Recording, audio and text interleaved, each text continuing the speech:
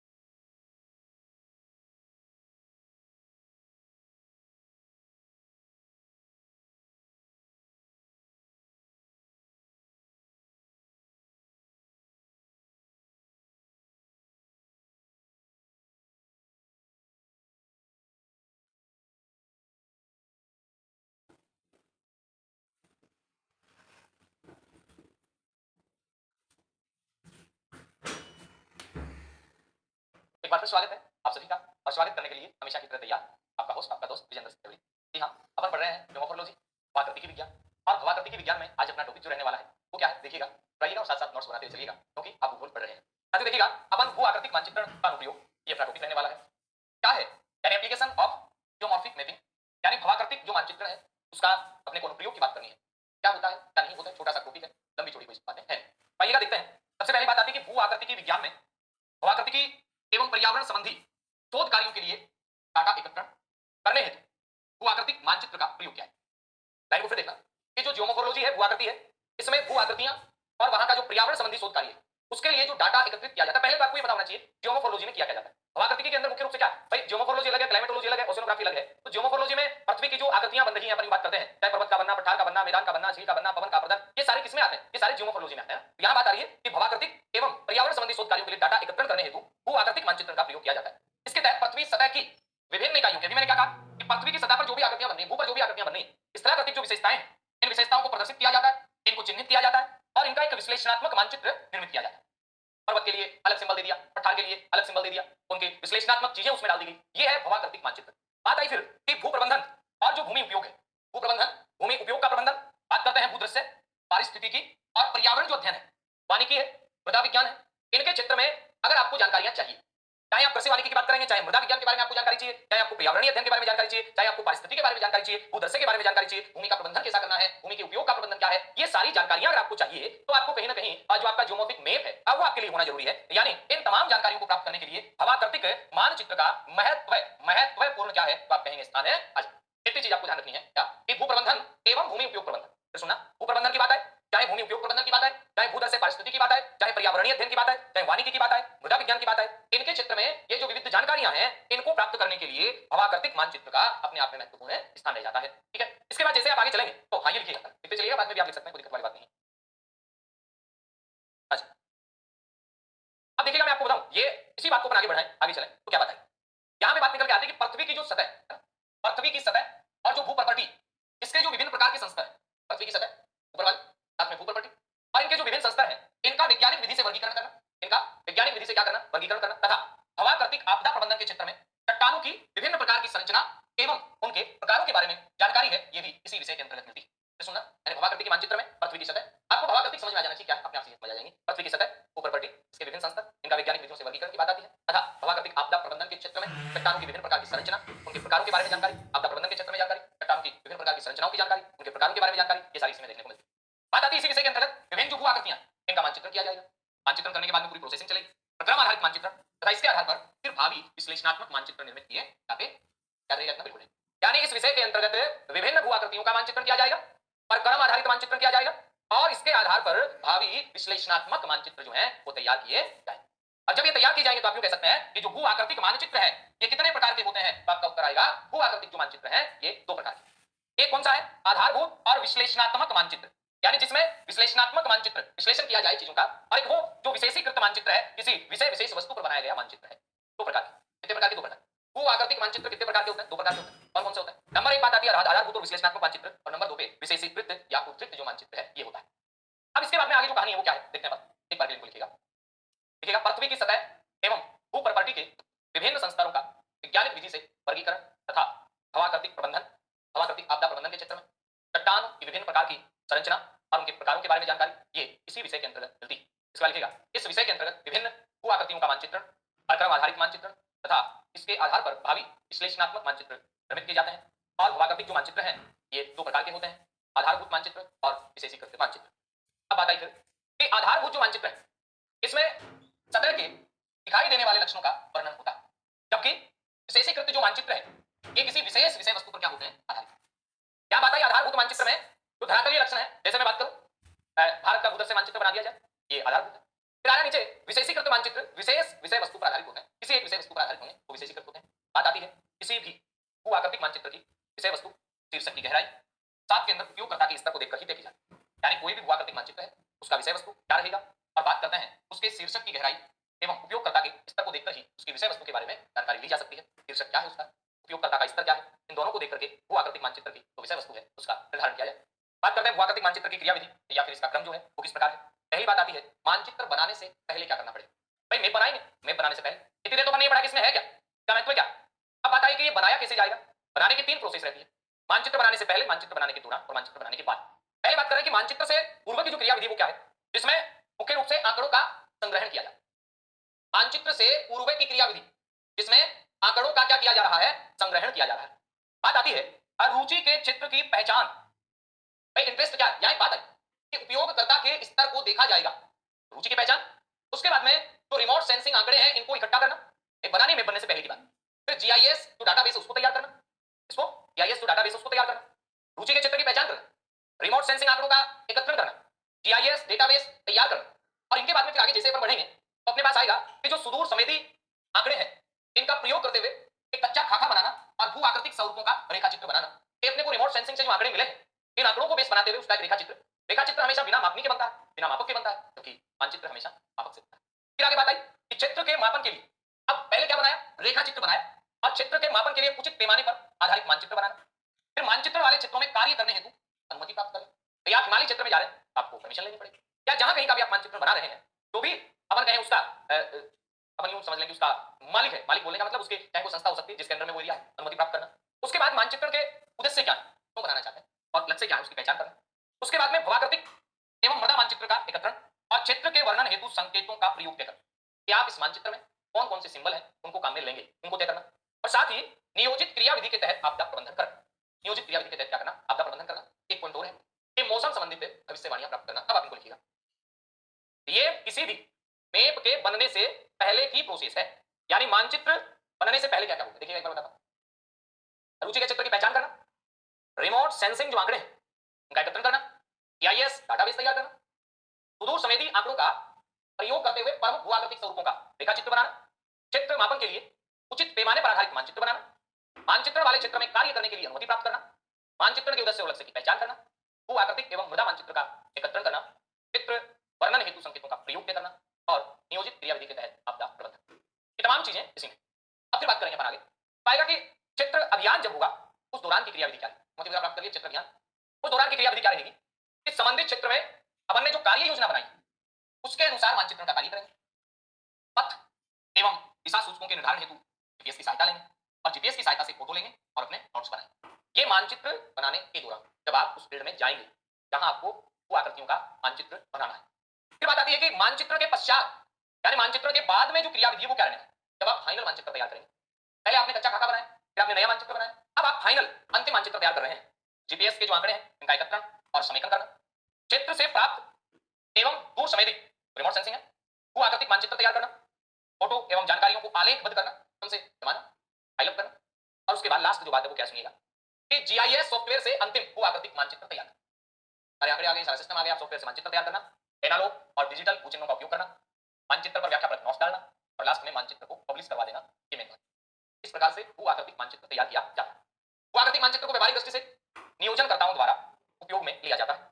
एक सामान्य अगर बात करते हैं, भू आकृति को मानचित्र स्थल के रूप के कई पक्षों जैसे मॉर्फोलॉजी, मॉर्फोजेनेसिस तथा मॉर्फोक्रोनोलॉजी आदि को प्रदर्शित करता है। एक सामान्य भू आकृतिक मानचित्र, थोड़ा सा प्रिंटिंग,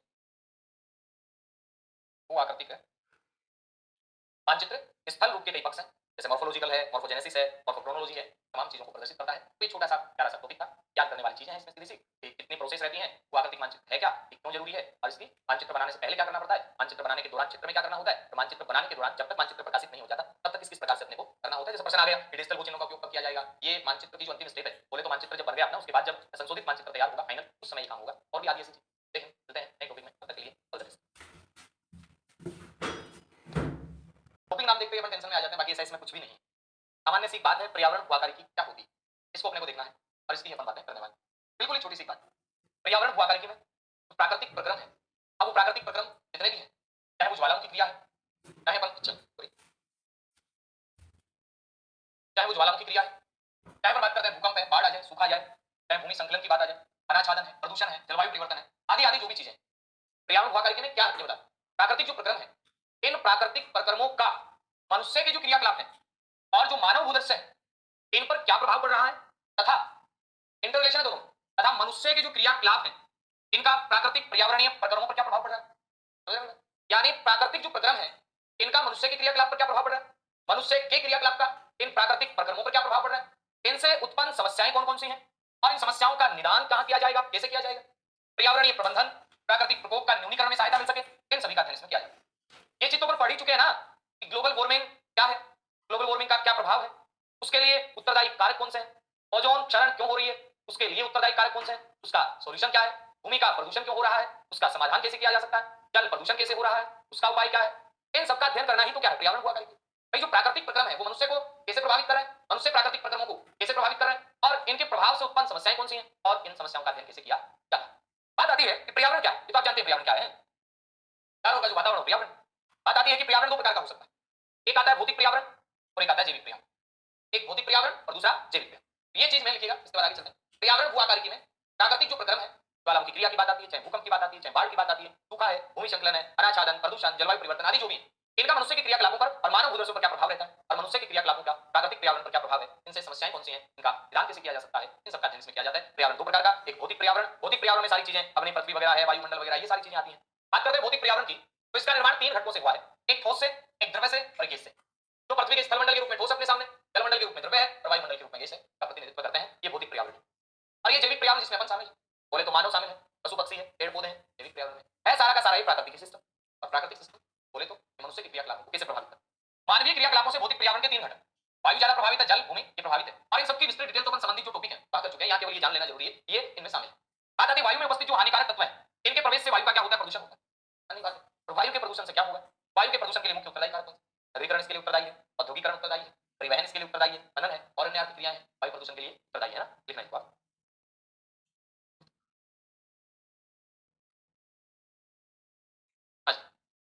चले आगे, तो ये भौतिक पर्यावरण हो गया, जैविक पर्यावरण हो गया। अब अपन थोड़ी सी चर्चा कर लेते हैं। अब आता है कि वायुमंडल में लगातार जो CO2 की मात्रा बढ़ रही है, इससे क्या हो रहा है, लगातार बढ़ती हुई कार्बन डाइऑक्साइड गैस की मात्रा से वायु का तापमान बढ़ रहा है, और ये जो वायु का तापमान बढ़ रहा है, इस वायु के बढ़े हुए तापमान के ऊपर लोग क्या करें, हरित प्रभाव, ग्लोबल वार्मिंग करें, और ग्लोबल वार्मिंग से जो प्रभाव पड़ रहा है इसे आप ग्रीन हाउस इफेक्ट या हरित प्रभाव करें। उसके बाद में ओजोन परत का ह्रास होना, अम्ल वर्षा का होना, ये ऐसी कई समस्याएं उत्पन्न हो जाती हैं। इससे मानव, पशु और वनस्पतियों पर भी प्रतिकूल प्रभाव पड़ता है। प्रदूषण होगा, चाहे जल प्रदूषण हो जाए, चाहे वायु प्रदूषण हो जाए, चाहे ध्वनि प्रदूषण हो जाए, किसी भी प्रकार का प्रदूषण है तो उससे तो मानव जाति पर प्रभाव पड़ता ही पड़ता है। बात आती है जल प्रदूषण के प्राकृतिक स्रोतों में अगर बात करते हैं तो कैसे आ जाती है, बात करते हैं मृदा है, ये भी जल प्रदूषण का कारण बनती है, भूसंकलन है, ये जल प्रदूषण का कारण बनता है प्राकृतिक रूप से, ज्वालामुखी का उद्गार बनता है, पौधों एवं जीव जंतुओं का विघटन होना आदि। जबकि मानवीय स्रोतों के रूप में अगर जल की बात करते हैं, जल प्रदूषण कैसे होता है, तो घरेलू कचरे के रूप में अपन कहते हैं कि जो जल स्रोत है वहां पर घरेलू कचरा डालते हैं, नगर के जो अपशिष्ट है, सीवरेज वाला है, औद्योगिक गंदे पदार्थ हैं, कृषि अपशिष्ट है, रेडियोधर्मी अपशिष्ट पदार्थ हैं, तापीय और तेलीय प्रदूषक हैं, ये जल को प्रदूषित करते हैं। तो जल के प्राकृतिक प्रदूषक भी हैं, जैसे गैसें हैं, मृदा है, मिट्टी का जल क्षेत्रों में चला जाना, भूसंकलन है, ज्वालामुखी उद्गार है, पौधे और जीव जंतुओं का विघटन है, ये सारे हैं। जबकि मानवीय स्रोतों में बात करते हैं तो घरेलू कचरा है, नगरीय अपशिष्ट है, सीवरेज है, औद्योगिक गंदा पदार्थ है, कृषि अपशिष्ट है, रेडियोधर्मी अपशिष्ट पदार्थ है, तापीय और तेलीय प्रदूषक हैं, ये सारे इसमें शामिल। बात करते हैं दूषित जल के सेवन से बहुत सारी बीमारियां फैलती हैं और पशुओं वनस्पति पर भी प्रतिकूल प्रभाव इसका पड़ता है। चाहे वायु दूषित हो जाए, प्रतिकूल प्रभाव वायु का भी मानव पर पड़ेगा, और इस वायु को दूषित करने में हाथ किसका है? मानव का ही ज्यादा है। तो लगातार अत्याधुनिक सुविधाएं इसको चाहिए, लगातार अत्याधुनिक सुविधाएं चाहिए। तो वायुमंडल में लगातार क्या हो रही है? आपका सीएफसी की मात्रा का बढ़ना है। सीएफसी की मात्रा बढ़ने से ओजोन, जो नई ओजोन है वो नहीं बन पाती है, पुरानी ओजोन का लगातार नाश हो जाता है। वायुमंडल में लगातार अपन कह सकते हैं कि अपने धुआं वगैरह के माध्यम से, ईंधन वगैरह के जलाने से सल्फर का जाना, अम्लीय वर्षा का हो जाना। भाई वायुमंडल है, चाहे जलमंडल है, चाहे स्थल मंडल है, भूमि है, चाहे मृदा है, इनको मानव प्रभावित करता है। फिर वो अलग रूप बदल के अपना विकराल रूप धारण करके वो मानव को प्रभावित करते हैं, और इन सबका जहां अध्ययन किया जाता है पर्यावरण भूआकार की। अब बात करते हैं अपन आगे, एक लाइन और लिख लीजिएगा सीधी सी, ये लिख लीजिएगा कि भूमि अथवा मृदा के प्रदूषण का मुख्य जो कारण है कि क्या है? ये कृषि क्षेत्र में कीटनाशक दवाइयों का प्रयोग करना है, घरेलू और नगरपालिका के अपशिष्ट पदार्थ का निपटान नहीं होना, तो और खनन व्यवस्था के अपशिष्ट पदार्थों का भूमि का फैलना, भूमि पर फैलना, रेडियोधर्मिता विशेषता वाले तथा जैव पदार्थों का भूमि पर फैलना, आदि आदि जो कारण है ये क्या करते हैं? अपनी भूमि का या फिर मृदा का क्या करते हैं? प्रदूषण करते हैं। एक बार आप इनको आराम से लिख सकते हैं, फिर अपन और बात करें। देखिएगा,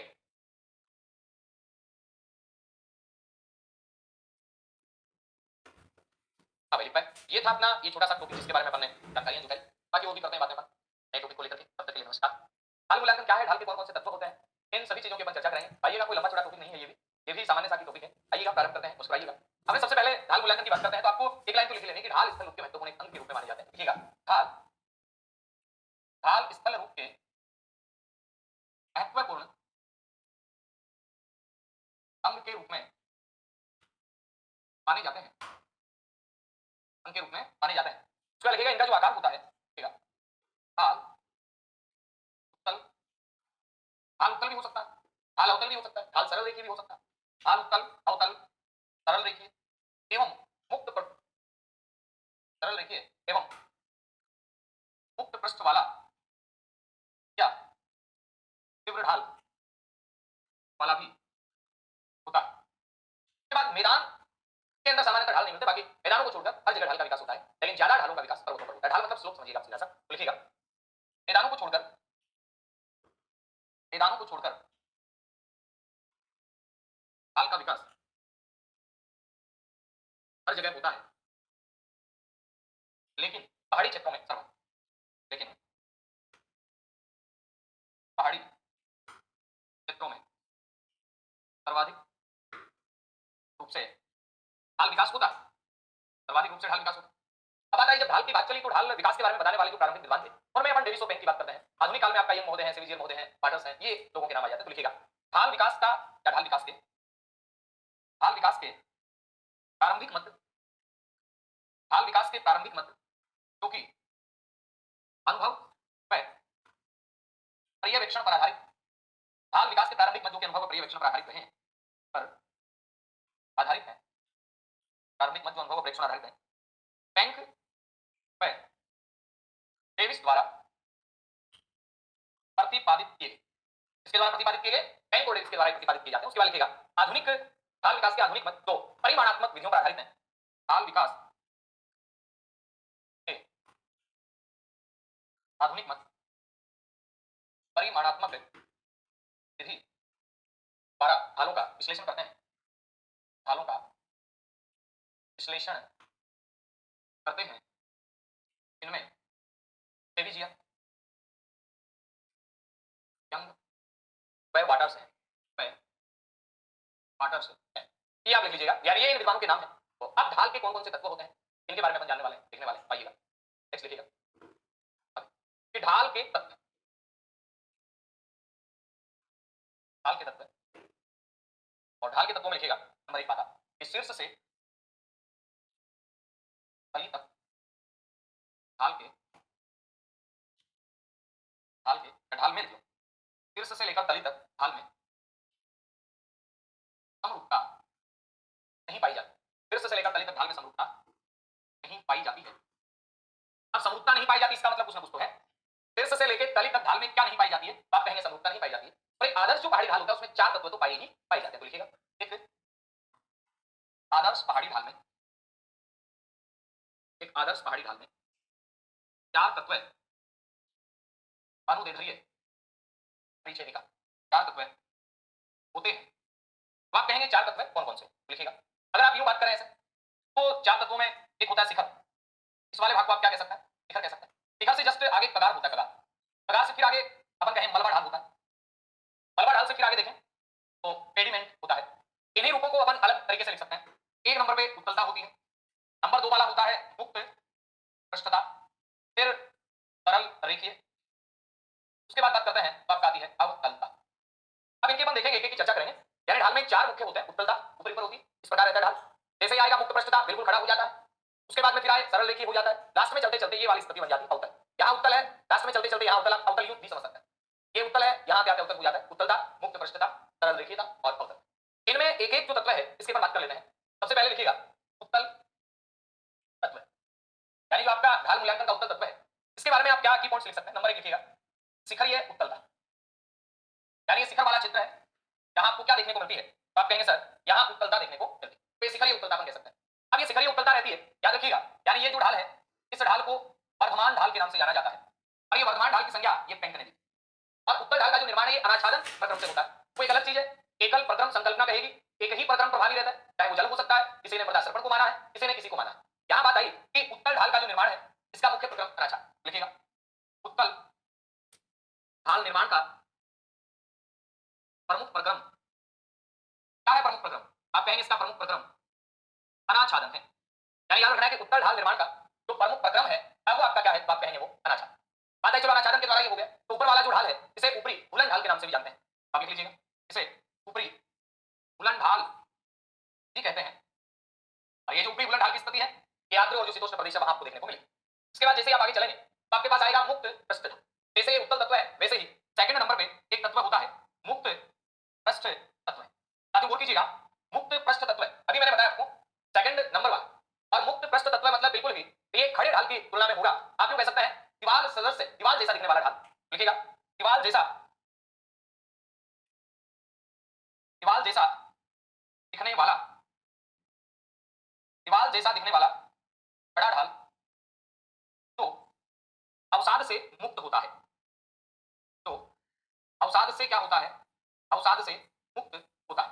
उसके बाद याद रख लेना है कि ये दीवार जैसा दिखने वाला खड़ा जो ढाल है ये क्या रहता है, तो आप कहेंगे ये अवसाद से मुक्त होता है, बिल्कुल होता है। और यहाँ एक बात और याद रख लेना, यहाँ मलबा रुकता नहीं है, टहलता नहीं है, तो आप लिख सकते हैं इस भाग पर, इस भाग पर मलबा क्या नहीं करता, रुकता नहीं, मलबा रुकता नहीं है।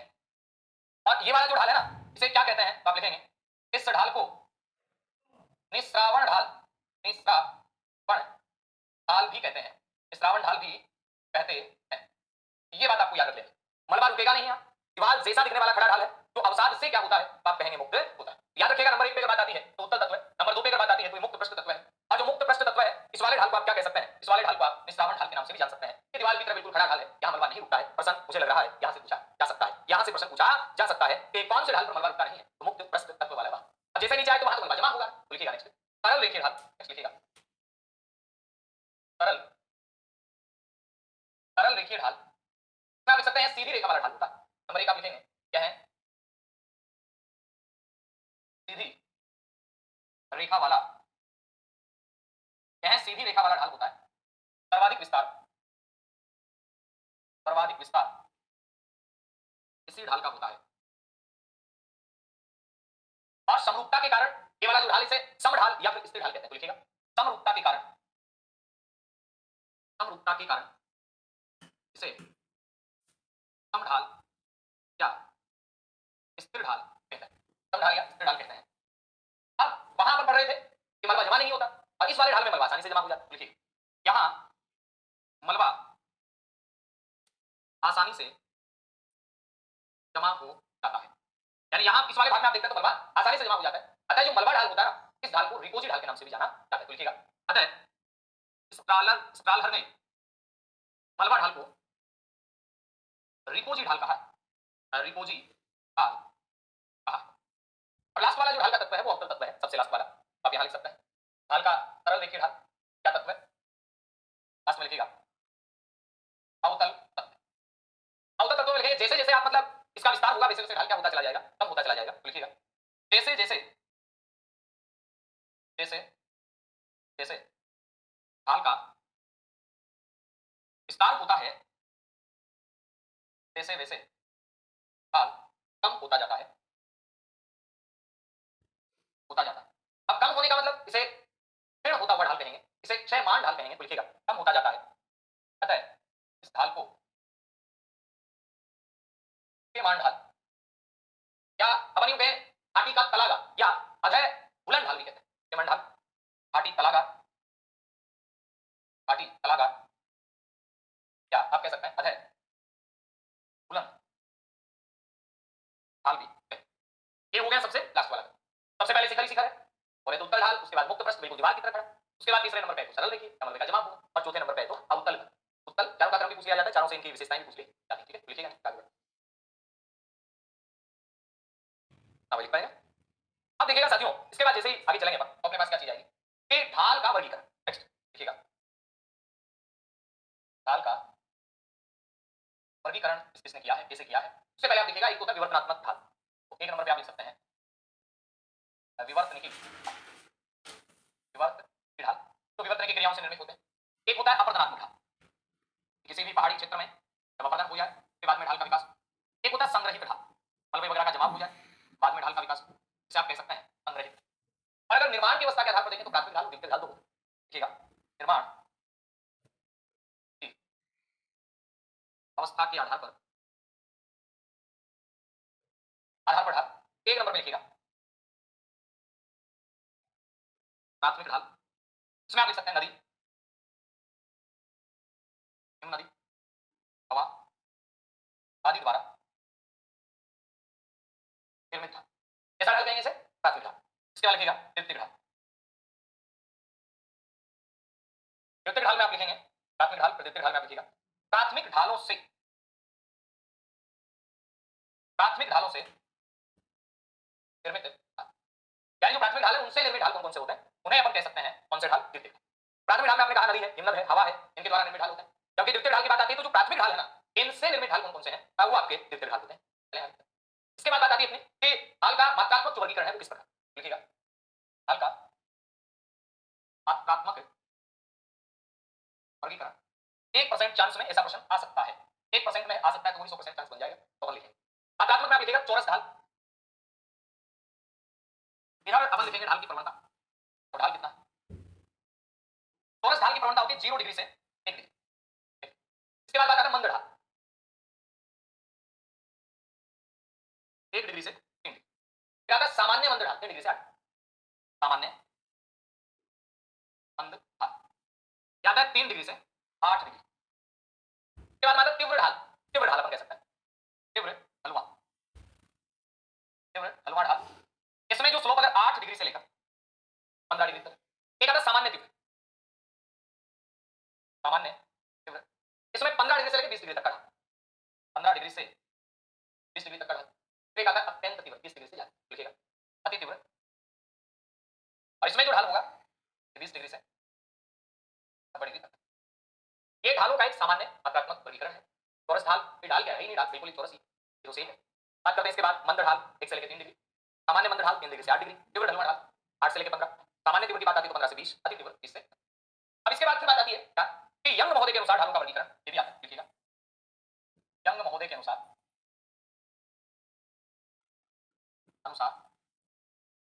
ढालों का वर्गीकरण, यानी यंग महोदय के अनुसार ढालों का वर्गीकरण किस प्रकार रहा है, आइए जानते हैं। एक नंबर पे आता है कि यंग जो महोदय हैं उनके अनुसार ढालों के वर्गीकरण में समतल ढाल, कैसा ढाल, समतल ढाल, और समतल ढाल 0 डिग्री से और 0.5 डिग्री तक। इसके बाद एक आता है प्राय समतल, समतल ही है लेकिन इससे थोड़ा ज्यादा होगा, इसमें 0.5 डिग्री से 1 डिग्री तक, 1 डिग्री तक। एक आता है अति मंद ढाल 1 डिग्री से 2 डिग्री, अति मंद ढाल, ये कितने डिग्री से कितने डिग्री आता है, आप कहेंगे 1 डिग्री से लेकर 2 डिग्री तक, और मंद ढाल 2 डिग्री से लेकर 5 डिग्री तक। मंद ढाल ये आपका आता है 2 डिग्री से 5 डिग्री तक। बात आती है कि अति मंद और मंद, सामान्य ढाल 5 डिग्री से 10 डिग्री तक। नेक्स्ट है सामान्य ढाल, ये 5 डिग्री से लेकर और 10 डिग्री तक के ढाल को सामान्य, सामान्य में अब तीव्र बना दो, लिखिएगा सामान्य तीव्र ढाल, इसमें आप 10 डिग्री से लेकर 18 डिग्री तक, और जो तीव्र होगा वो 18 से 30। अगर बात करेंगे तीव्र ढाल की, तीव्र ढाल होगा 18 डिग्री से लेकर 30 डिग्री तक। बात करते हैं अति तीव्र की, 30 से लेकर 45 तक। अति तीव्र ढाल 30 डिग्री से 45 डिग्री तक। बात आती है इनके अलावा और आएंगे दो, लेकिन नहीं मैं इधर लिख देता हूं। एक इन्होंने कहा पगार तो 45 डिग्री से 70 डिग्री तक, और एक इन्होंने कहा खड़ी दीवार, खड़ी दीवार ये 70 डिग्री से 90 डिग्री तक। ये व्यक्ति विशेष का वर्गीकरण किसका, यंग महोदय का। समतल, प्राय समतल, अति मंद, मंद, सामान्य, सामान्य तीव्र, तीव्र, फिर अति तीव्र। इन तीन की अलग कैटेगरी बना लो, याद करने के तरीके हैं। इन तीन की अलग कैटेगरी बना लो, इन दो की अलग कैटेगरी बना लो, ये दो अलग हो जाएंगे, है ना। ठीक इसके अकॉर्डिंग यंग के अनुसार लिखिएगा इनका। यंग महोदय के अनुसार ये वर्गीकरण है। अब अपन इसके बाद और बात करते हैं, आइएगा कि ढाल अध्ययन के उपागम लिखिएगा। ढाल अध्ययन के उपागम, ढाल अध्ययन के उपागम। और उपागम में आपको करना क्या है, एक उपागम का मतलब अध्ययन करने का तरीका रीति, एक आता है ढाल विकास उपागम, इसमें इसकी ऐतिहासिकता को देखा जाता है। ढाल विकास उपागम यानी कब से सिस्टम शुरू हुआ, कैसे चला, आदि आदि चीजें, ढाल विकास उपागम। एक आता है परक्रम रूप उपागम, परक्रम रूप उपागम। भाई साहब ढाल बनने के पीछे कौन सा परक्रम रहा है, किस कारक से ढाल बना है, उस तरीके से अध्ययन किया जाता है। और इसी श्रृंखला में एक बात आती है एकल प्रक्रम संकल्प, एकल एकल प्रक्रम संकल्पना। इसका मतलब क्या है कि ढाल के बनने में केवल एक प्रक्रम ही, एक कारक ही अपना महत्वपूर्ण योगदान दे रहा है, ये एकल प्रक्रम संकल्पना है। इसके प्रतिपादक की बात आती है तो फेनमैन नाम का महोदय था, 1908 में इन्होंने दिया, और इन्होंने वाही जल इसको कारक माना, बहते हुए जल के द्वारा ही क्या होता है आपका ढालों का विकास। उसके बाद 1909 में गिलबर्ट महोदय ने जो ढाल की उत्तलता उसके लिए मृदा सर्पण को महत्वपूर्ण माना, लिखिएगा 1902 ईस्वी में गिलबर्ट महोदय ने, 1909 में गिलबर्ट महोदय ने ढाल की उत्तलता हेतु या उत्तलता के विकास के लिए या उत्तलता के विकास हेतु मृदा सर्पण को उत्तरदायी माना है। उसके बाद लासन महोदय 1932 में उन्होंने वर्ष की घुलन को उत्तरदायी मान लिया, लिखिएगा 1932 ईस्वी में लासन महोदय ने, 1932 ईस्वी में लासन महोदय ने क्या किया, उत्तलता हेतु वर्ष की घुलन को उत्तरदायी कारक माना।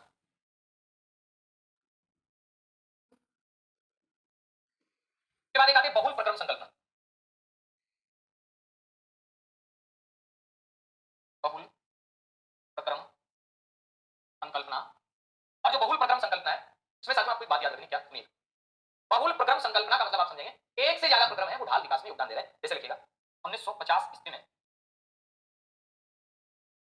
बालिक महोदय ने मृदा सर्पण व पुष्टि घुलन को महत्वपूर्ण माना, दोनों ही कारक मान लिए इसने बालिक महोदय। अब 1950 बात तो समझिए ना, एकल प्रक्रम संकल्पना का मतलब एक ही जो कारक है वो ढाल का विकास कर रहा है, क्या ढाल के विकास में योगदान दे रहा है, और बहुल प्रक्रम का मतलब यहाँ एक से ज्यादा कारक योगदान दे रहा है। अब इसके बाद फिर बात आई, अब लिखिएगा ढाल पतन सिद्धांत, नंबर 1 पे लिखिएगा ढाल पतन सिद्धांत के प्रतिपादक कौन है, डेविस है। ढाल पतन सिद्धांत के प्रतिपादक कौन है, डेविस है, लिखिएगा नेक्स्ट ढाल प्रतिस्थापन सिद्धांत, इसके प्रतिपादक बैंक है, जिसे समानांतर ढाल का निवर्तन सिद्धांत भी कहते हैं, लिखिएगा समानांतर ढाल निवर्तन का सिद्धांत, समानांतर ढाल निवर्तन का सिद्धांत बैंक का है। पहाड़ी ढाल चक्र का सिद्धांत क्या आपका किंग महोदय का है, तो लिखिएगा पहाड़ी ढाल चक्र, हाँ ठीक इसका है किंग महोदय का है, और ये वैसे एडी प्लेन से संबंधित है। ज्यामितीय संकल्पना एक खुद की है, ज्यामितीय संकल्पना ढाल विकास को लेके एक महोदय की है, क्या लिखिएगा गुरुत्वीय संकल्पना इजवियर की है, गुरुत्वीय प्रभाव के कारण मृदा का सर्पण होकर ढाल बनता है, गुरुत्वीय संकल्पना इजवियर की। उसके बाद प्रक्रम अनुक्रिया मॉडल, ये यंग का प्रक्रम अनुक्रिया मॉडल ये यंग का देखिएगा, आगे बढ़ते हैं ना, चीजें सिद्धांतों के नाम है जो अपने को लिखना है।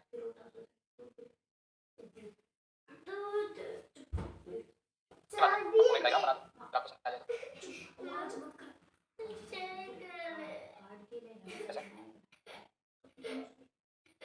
चार स्टेप है, आपको याद रखना है। सबसे पहली बात, इस वाले ढाल को क्या कहते हैं, वर्तमान ढाल कहते हैं, है ना, वाले ढाल को क्या कहते हैं, यमान ढाल कहते हैं, वाले को क्या कहते हैं, स्थिर कहते हैं, और इस वाले को चार स्टेप याद रखने, वर्तमान ढाल, उपप्रस्थ, स्थिर ढाल और क्षयमान ढाल, ये तीन ढाल की हल्का मिलाकर तो करने किया आगे मिलते हैं त्योहार रुकना नहीं रुकना नहीं कहीं हाल चलता चल सफलता लिखी जानी है आज नहीं तो कल रुकना नहीं है थकना नहीं है विजय तेरी वो है नहीं सिंह सी दहाड़ कर अंक सी उगार कर विजय तेरी हिरण सी सजग सजग रक्त में धधक धधक धनुष उठा प्रहार कर सबसे पहला वार कर विजय तेरी हरा हिला गगन गुजा नदी बहा पवन चला ज्योति सी जल जला विजय तेरी ऐसा करके है और विजय आपकी है सब कुछ आपके मुट्ठी में होगा यू कैन डू इट कर सकता है और हाँ आप करके रहेंगे घबराने की कोई बात नहीं है एग्जाम ही तो है निकाल देंगे बोले तो जियोमॉर्फोलॉजी जिसे आप कहते हैं अपने फिजिकल ज्योग्राफी का एक पार्ट इसमें एक टॉपिक को लेकर के चर्चा करेंगे और वो है कि भूआकृति की भूगोल की मूलभूत संकल्पनाएं क्या है इसके मूलभूत सिद्धांत क्या है मूलभूत संकल्पनाएं क्या है इनको लेकर के अपना आज का सेशन रहने वाला है इसमें लगभग 8-9 संकल्पनाएं हैं जो मूलतः है भूआकृति की विज्ञान की हैं इनको लेकर के आज के सेशन में चर्चा करने वाले हैं आइएगा प्रारंभ करते हैं बिना किसी देरी के सीधी बात नो बकवास काम की अपनी क्लास सबसे पहले जो संकल्पना है जिस संकल्पना के बारे में यहाँ पे जिक्र किया जाता है वो है एक रूपतावाद की संकल्पना यानी सबसे पहले एक नंबर लगा के आप लिखें एक रूपतावाद की संकल्पना एक रूपतावाद की संकल्पना से तात्पर्य ये है कि चाहे पहले देखें चाहे वर्तमान में देखें जो भौगोलिक कारक हैं वो पहले भी अपना काम कर रहे थे आज भी अपना काम कर रहे हैं नदी ऐसा तो नहीं कि आज ही प्रदन कर रही है नदी आज से हजारों साल पहले भी प्रदन किया करती थी बापू का स्तूप आज थोड़ी बन रहे हैं आज से हजारों लाखों साल पहले भी बना करते थे यानी हर युग में हर प्रक्रम सक्रिय रहा है फर्क इतना हो सकता है कि उसकी सक्रियता में अंतर आ जाए किसी युग में हिमानी ज्यादा एक्टिव रही हो तो किसी युग में नदी ज्यादा एक्टिव रही हो किसी में पवन ज्यादा एक्टिव रही हो तो किसी में सागरीय तरंग ज्यादा एक्टिव रही हो लेकिन ये प्रक्रम हर युग में काम करते रहे सवाल ये बनता है कि एक रूपतावाद की संकल्पना के मुख्य पोषक माने जाते हैं हट्टन महोदय हट्टन थे डट्टन नहीं थे याद कर लेना दोनों नाम पेपर में आते हैं हट्टन थे डट्टन हट्टन महोदय माने जाते हैं तो हट्टन महोदय ने कहा था कि इनमें एक बदलाव नहीं आता एक जैसी ही गति से काम करते रहते हैं हर युग में वहां पे उनकी आलोचना की जाती है जब विश्लेषण करते हैं तो पाते हैं क्या पाते हैं जब विश्लेषण करते हैं तो हम पाते हैं कि अपने पूरे वैश्विक परिदृश्य में देखेंगे प्रक्रम निश्चित रूप से काम करते हैं लेकिन उनकी सक्रियता में अंतर रहता है अलग अलग कालखंडों में तो एक रूपतावाद की संकल्पना इसमें लिखना पहले कोई कथन लिखना वर्तमान समय में जो भूगर्भिक प्रक्रम तथा नियम कार्यरत हैं वे ही समस्त भूगर्भिक इतिहास में कार्यरत रहे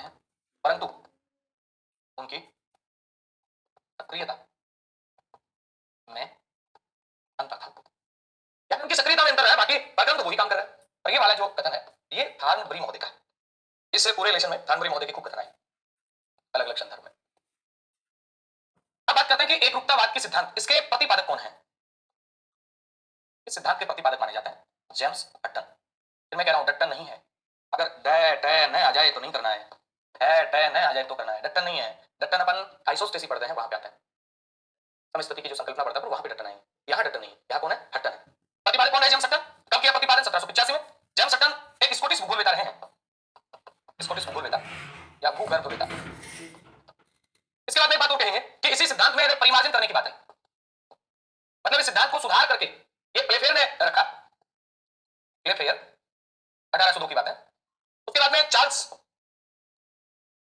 लेयल ने भी सिद्धांत को आगे बढ़ाया और एक पुस्तक लिखी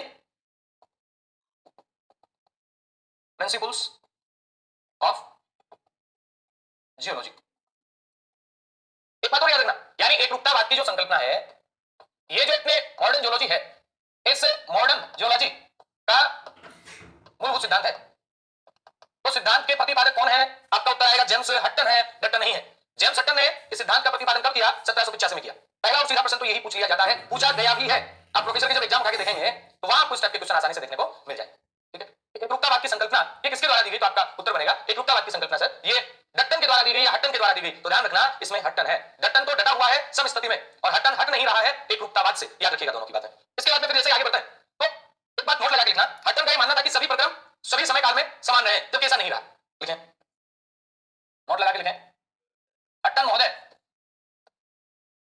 हर काल में समान सक्रियता के समर्थक थे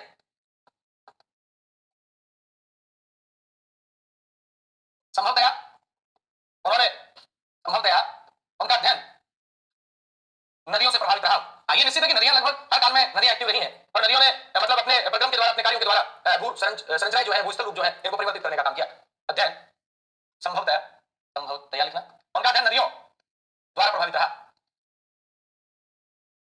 लिखना वास्तव में ऐसा नहीं है, सक्रियता समान नहीं रहती, यानी वास्तविक रूप अगर देखा जाए तो सक्रियता समान नहीं रहती।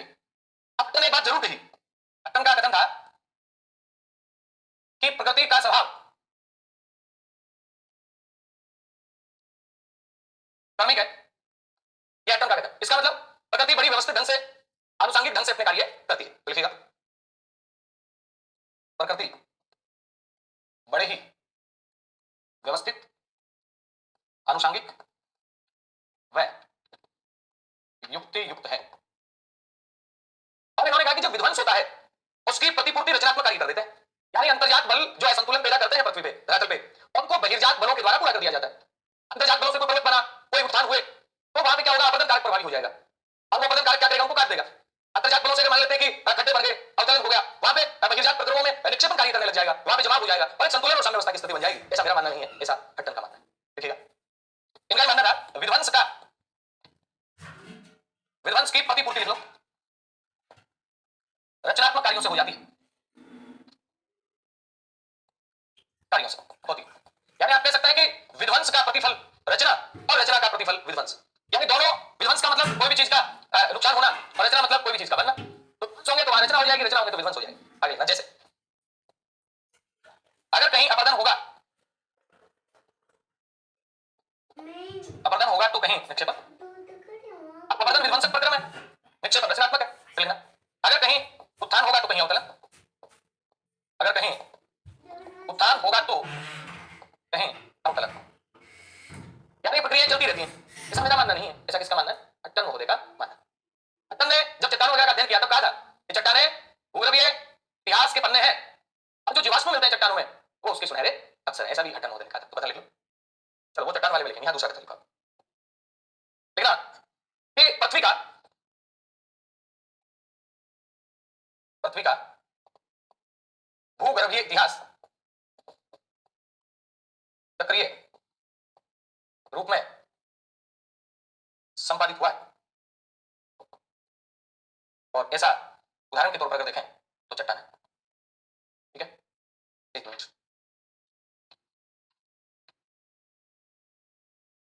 चले आगे चलते हैं। इसके बाद में नेक्स्ट लिखिएगा कि इनका कथन और बड़ा प्रसिद्ध है कि वर्तमान भूत की कुंजी है। चट्टन का ही एक कथन और है कि वर्तमान भूत की कुंजी है।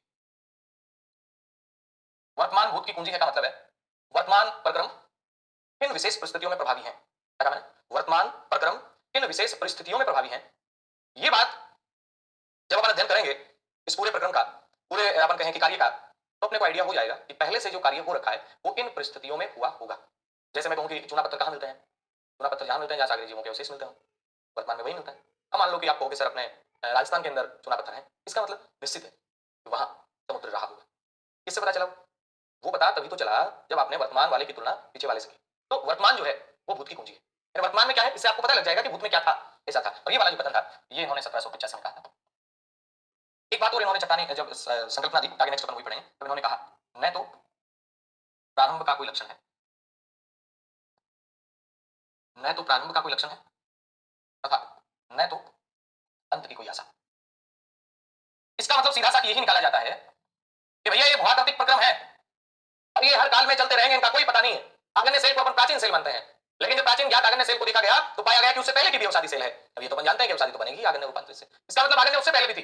आज भी ज्वालामुखी का जब विस्फोट होता है तब आगन्य सेल बन जाती है, बनती कि नहीं बनती, बनती है। इसका मतलब आगन्य आज भी बन रही है, अवसादी आज भी बन रही है, रूपांतरित आज भी बन रही है। अभी कब से प्रारंभ हुई थी कोई पता नहीं है, पता लगा पाना मुश्किल है।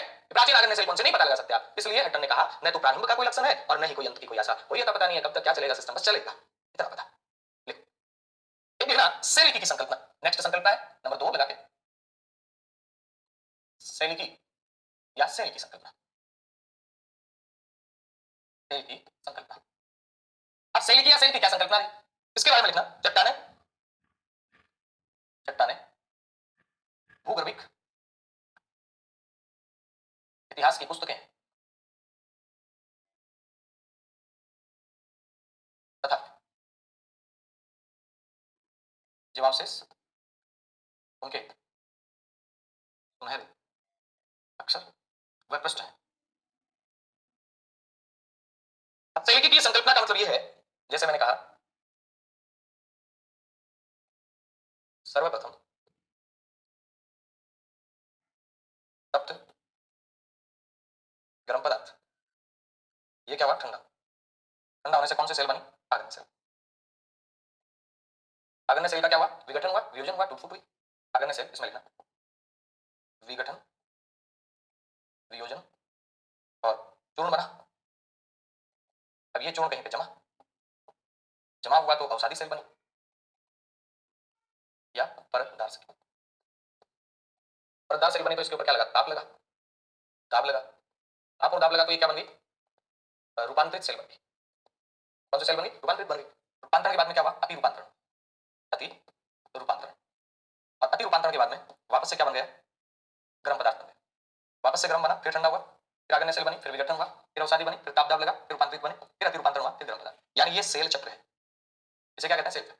यानी ये चलता रहेगा, चलता रहा है, चलता रहेगा। सर्वप्रथम गर्म तप्त पदार्थ था, यहां से फिर ठंडा हुआ, आग्नेय सेल बनी, विघटन हुआ, वियोजन हुआ, चूर्ण बना, कचरा बना, सेडिमेंट्स बना, वो कचरा जमा हुआ, अवसादी या परतदार सेल बन गई। जब परतदार सेल के ऊपर ताप लगा, दाब लगा तो अपन कहते हैं रूपांतरित सेल बन गई। रूपांतरित सेल के ऊपर फिर ताप दाब लगा, अति रूपांतरण हुआ। अति रूपांतरण के बाद में गर्म पदार्थ है, ये गर्म पदार्थ फिर ठंडे हुए और ठंडे होकर फिर आग्नेय सेल बन गई। यानी पूरा का पूरा ये आग्नेय सेल का नहीं, आप अवसादी सेल का चक्कर भी ले सकते हैं। जैसे मैंने कहा अवसादी, यहां पे मैंने कहा कि अवसादी सेल है। अब किसी भी चट्टान का ले यूं चले, अवसादी सेल का क्या हुआ? जमा हुआ, उसके बाद में इसका क्या हुआ? ताप दाब लगा इसके ऊपर, और ताप दाब लगने का मतलब क्या हुआ? रूपांतरित सेल हुई। रूपांतरित सेल के ऊपर फिर क्या लगा? अत्यधिक ताप दाब लगा, अत्यधिक ताप, अत्यधिक दाब। और जब अत्यधिक ताप और दाब लगा तो क्या हुआ? इसका अति रूपांतरण हुआ, अति रूपांतरण। उसके बाद में फिर क्या हुआ? अति रूपांतरण हुआ तो आग्नेय सेल बन गई। आग्नेय सेल फिर टूटी फूटी, विघटन, वियोजन और टूटने फूटने के बाद में परतदार जमाव हो गया। परतदार जमाव को आपने क्या कहा? परतदार जमाव को आपने अवसादी सेल का, और फिर ये सिस्टम यूं चलता रहेगा। यानी ये हो गया किसका? ये हो गया आपके अवसादी सेल का चक्कर। इसी प्रकार से रूपांतरित सेल का चक्कर, तो नोट लगा के लिखना। इसी प्रकार सभी सेलों के चक्र चलते रहते हैं, सभी सेलों के चक्र चलते रहते हैं। इसे कहते हैं सेल की संकल्पना, यानी चट्टान की संकल्पना जिनका चक्र क्रम चलता रहता है। और चट्टानों के बारे में आपको कदर याद रखना है कि वर्तमान क्या है, भूत की पूंजी है, ये विशेष बात। और क्या क्या चट्टानों को देखते हैं आप, चलिए प्राथमिक चट्टान के रूप में कौन सी चट्टान को लिया जाता है? प्राथमिक चट्टान के रूप में आग्नेय चट्टान को माना जाता है। लेकिन लेकिन प्राचीन आग्नेय सेल से पहले के भी अवसादी सेल मिलते हैं, मिलता है। अतः अतः प्राचीन से प्राचीन सेल का पता लगाना असंभव है। सेल का पता लगाना क्या है? असंभव है। इसीलिए डॉक्टर ने कहा न तो प्रारंभ का कोई चिन्ह है और न अंत की कोई आशा। इसलिए तो कहा था, सॉरी हट्टन ने क्या कहा? हट्टन ने कहा न तो प्रारंभ का कोई लक्षण है और न तो अंत की कोई आशा। इसलिए इन्होंने कहा न तो प्रारंभ का कोई लक्षण है तथा न तो अंत की कोई आशा, न तो अंत की कोई आशा। मतलब सीधा सा क्या भैया? क्या भाई? न तो प्रारंभ का कोई लक्षण है और न तो अंत की कोई आशा। कोई ऐसा पता नहीं कब होगा, क्या होगा, लेकिन होगा, होता रहा। ये हट्टन महोदय ने कहा। उसके बाद आप कहेंगे, जैसे नोट लगा के लिखें, जैसे आग्नेय सेल का निर्माण वर्तमान तक हुआ है। मतलब आप कह सकते हैं हर युग में वर्तमान तक हो रहा है। जैसे ज्वालामुखी से, यानी इससे क्या होगा? इससे आपको एक ये लगेगा कि हाँ ज्वालू लिख दिया गया। ये लगेगा कि इसका मतलब ये नहीं कि पहले बन गई तो बन गई आगे ने पहले बन गई, ठीक है, लेकिन आगे ने चट्टाने आज भी बन रही है, चट्टाने आज भी बन रही है। उसके बाद लिखना वर्तमान, सेंटेंस देखता हूं, वर्तमान समय में किसी चट्टान विशेष का निर्माण, वर्तमान समय में किसी चट्टान